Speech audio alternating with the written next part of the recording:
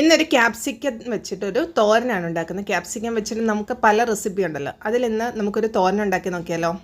അപ്പം ഞാൻ ഇവിടെ ഒരു 5 ക്യാപ്സിക്കം എടുത്തിട്ടുണ്ട്, 2 വലിയ സവാള, നല്ല എരിയുള്ള ഒരു പച്ചമുളക്, കറിവേപ്പില.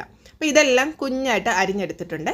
അതിനുശേഷം ഞാനൊരു ചട്ടി ചൂടാക്കി അതിലോട്ട് വെളിച്ചെണ്ണ ഒഴിച്ചിട്ടുണ്ട്. പിന്നെ കുറച്ച് കടുകിട്ടു. അതൊന്ന് പൊട്ടി വരുമ്പോഴത്തേക്ക് നമുക്ക് അരിഞ്ഞു വെച്ചേക്കുന്ന ക്യാപ്സിക്കം, സവാള, പച്ചമുളക്, കറിവേപ്പില ഇതെല്ലാം കൂടെ ഇട്ട് കൊടുത്ത് കുറച്ച് ഉപ്പും കൂടെ ഒഴിച്ചിട്ട് നന്നായിട്ട് വഴറ്റി ആവിയിൽ അടച്ചു വെച്ച് വേവിച്ചെടുക്കുവാണേ.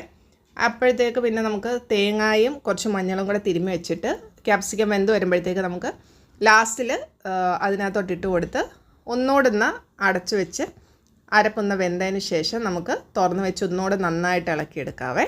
അപ്പം നമ്മുടെ രുചികരമായിട്ടുള്ള ക്യാപ്സിക്കം തോരൻ റെഡി ആയിട്ടുണ്ട്. എല്ലാവരും ട്രൈ ചെയ്ത് നോക്കുക. ചാനൽ ആദ്യമായിട്ട് കാണുന്നവർ സബ്സ്ക്രൈബ് ചെയ്യുക, സപ്പോർട്ട് ചെയ്യുക. താങ്ക്